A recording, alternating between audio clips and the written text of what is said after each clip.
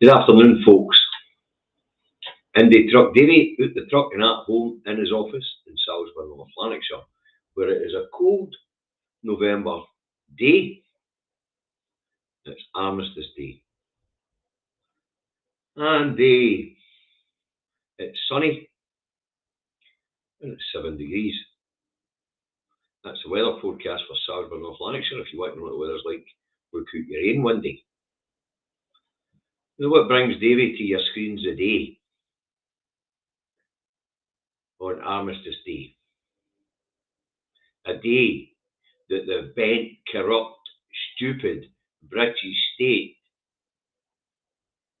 has said is no a day to call for peace. Well, what brings Davy to your screens today is a wee video that I'm about to put up, courtesy of the Guardian newspaper. And this wee video shows us exactly what the evil one, Sunak Braverman, has unleashed. And then we'll get to the question of why did the Home Secretary, the person who's supposed to encourage social cohesion, stir up hate and stir up unrest and send out dog whistles to the extreme far right to come and defend the cenotaph. We know what the extreme far right would get up to if the leash was taken off. And then we'll talk about Rishi Sunak's involvement in this as well. So let's put the video up and see what Miss Braverman has unleashed on the streets of London, deliberately.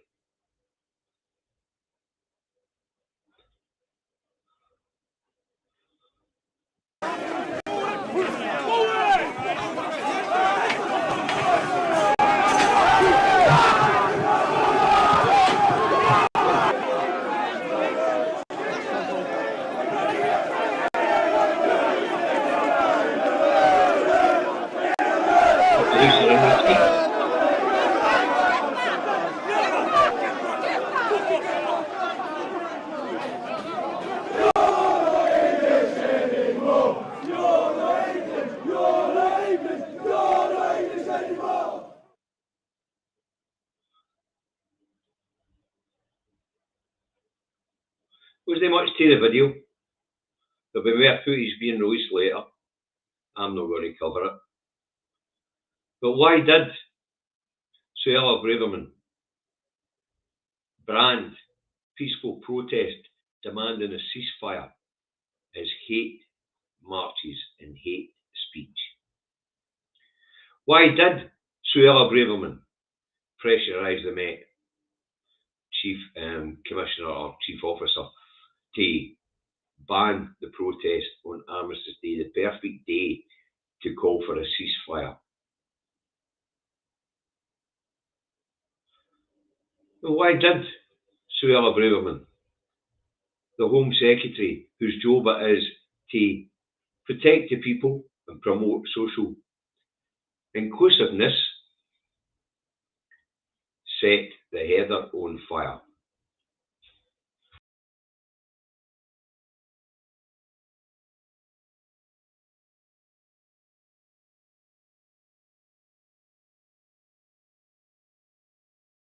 Sorry about that, folks. Internet problem. It would appear that people don't want me saying this. Anyway, what is Rishi Sunak's involvement, and why did Braverman incite this trouble, and should she be arrested for it? Well, it's because the West's embarrassed itself in encouraging a genocide or supporting a genocide in Palestine, in the Gaza Strip. That's why. But the people weren't having it. So the people were out demanding that the politicians demand a ceasefire. So what did the politicians do? They sent out dog whistles to the far right and called the peace marchers hateful marches. Apparently we all hate the Jewish people. No, we don't. We hate the actions of the Israeli government. Two different things. Not to be conflated with the other. One not to be conflated with the other. But why did they do it? The trouble of the day is going to allow them to clamp down further on protest because they know more protests coming. In fact, civil unrest is coming, especially in England. And they're going to turn on the Welsh, the Scots and the Irish as they run out of people to blame for their stupid actions. And the hate that you just seen for that far-right mob down there, Britain first in the English Defence League, that's going to spread as poverty gets worse and worse and worse. So it is. But what Braverman did was incite the trouble that we're seeing in London today in order for them to be able to crush public protest. Fortunately for us, most of these laws don't apply in Scotland. They'll somehow try and make them apply in Scotland. They'll even ship the far right round these islands to stir up trouble. You can bet your boots on that. Now, what was Sunak's involvement in all this? Very funny. Sunak has a meeting with Elon Musk, and a couple of days later, Tommy Robertson, or whatever he calls himself, he got his Twitter account back. He got his platform back on Twitter, intact. All the loon balls still there. That's Sunak's involvement. The end of the day with Sunak, can't he prove it? But there's a wee timeline there. Sunak meets Musk. Braverman stirs up hate. And one of the chief architects of race hate down that road, all of a sudden has his social media platform back. And now we see what's happening in London today. It's not the peaceful protesters demanding a ceasefire who are causing trouble. They're a couple of miles away. A couple of miles is no far, but if they want to let them through. And what I can see there, with the way the police were being forced back behind the barriers, if that mob want to get to the peaceful protesters, they'll get there. And this can all be laid at the door of an incompetent and corrupt Western system. We're not going to isolate it here. The only one that's talking any sense at the moment is Macron. And that might have something to do with the fact that the French have provided the most medical aid to Palestine and the Palestinian people. But at this point in time, the West has lost its way. Israel is the unruly child in the room, and it needs pulled up by everybody. And it's not happening. It's not happening because certain permanent members of the United Nations Security Council keep vetoing ceasefire demands.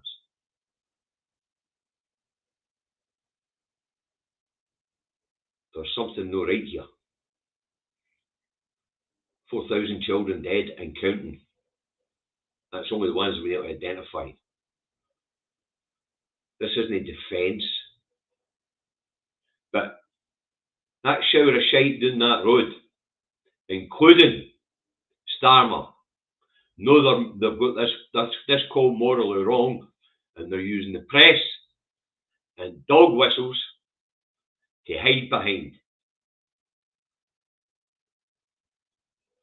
There should be a vote in that parliament down that road, a free vote, where people can vote on their conscience to decide the policy of the UK. The majority of the people on these islands want a ceasefire. The Welsh Senate has just called for a ceasefire. They've had a vote on it. I expect the Scottish Parliament will be having a vote on it shortly, but as we already know, the First Minister of Scotland's stance has been quite clear from the start. This is wrong. Ceasefire, immediate ceasefire. When you're an occupier, you can't be a defender. And people like Starmer, who's a human rights lawyer, knows this. Braverman, who's a lawyer, knows this. The UK government is nothing more than a vassal state to the USA. And they won't do or say anything that contradicts the USA. But the question is, should Braverman go to jail for inciting this trouble today? She knew what she was doing. As I say, the bit about Sunak meeting Musk and all of a sudden the far right lunatic Tommy Robertson has his X account or Twitter account, whatever you want to call it, back just in time for this crap to happen. Wow. Wonder how many homeless people get their head kicked in London the day with these mob, as well as trying to get peaceful protesters demanding a ceasefire on Armistice Day. I can't think of a more appropriate time to call for a ceasefire. I just can't. The day when a ceasefire was called is the day to call for a ceasefire.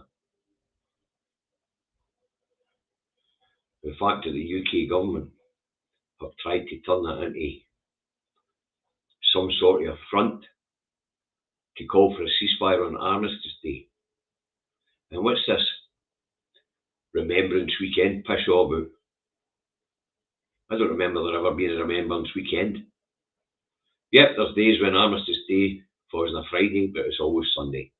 The Remembrance is always a Sunday, the day is Sunday too. Yep, you will get your 2 minutes silence on the actual day, but the Remembrance is always done on the Sunday. I don't know what this is all about. But leave a comment on whether you think Braverman should be going to jail for this. Because they know what they were doing.